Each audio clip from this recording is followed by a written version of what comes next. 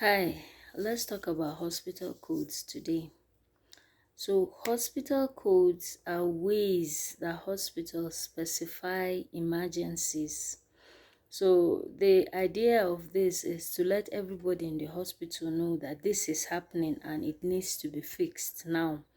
So, usually, the announcement comes over the overhead, the intercom, the overhead intercom. So everybody, wherever you are in the hospital, you hear the announcement. And then these emergencies have teams appointed to take care of whatever the emergency is. And then those teams have protocols. They have steps, to take care of whatever the problem might be. So these codes are color coded. They have colors that are attached to each emergency. Some are more common than others, and some happen more frequently than the others, and I want to dwell on those ones. So, but let me just run through the color codes. And another thing is that different hospitals could have slightly different colors attached to a different emergency. So take note of that. It's not across, all across the hospitals that have the same color coding system.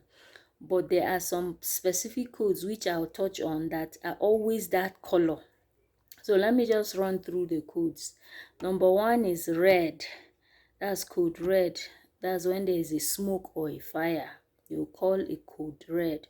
Code blue is when there is a medical emergency, such as a patient goes into cardiac arrest.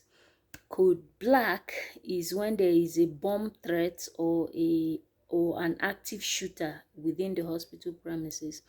Code white is when there is a need for an evacuation. Code pink is when there is a missing child. Maybe somebody abducted a child from the labor unit. They will call that. Then code gray is when there is a violent patient and security is needed. So there are other codes too, yellow, orange, brown and all that, and they all have their own whatever attached to them, but they are not so, it doesn't happen so frequently, so I wouldn't want to bother with those ones. The one that I'm most interested in is code blue, which is the one that happens often in the hospital. So like I said, it's a medical emergency. When a patient goes into cardiac arrest, they call a code blue, and the way to do that is that there is a button in the patient's room you will press. When you press that button, an announcement is made all over that such a thing is happening. Other ways of doing it is you could use the phone to call a number, a code, and then it will also go around. Or you could ask the unit secretary to call a code blue. So those are the three main ways that a code blue is called. And then people who are assigned, usually in each shift, there may be people who are assigned. They are the code blue team. Those people take care of a code blue if it comes up. Then there's another thing I want to bring to your attention. That's the rapid response team. The rapid response team, don't mix it up with the code blue. The rapid response team happens, or it is called, when a patient is deteriorating clinically, or maybe a clinical decline. The person is not doing well. Maybe the person is oxygen saturation has dropped, it is low. The patient has hypoglycemia. The patient is hypotensive, or even hypertensive. The patient's condition changed. The patient may have altered mental status.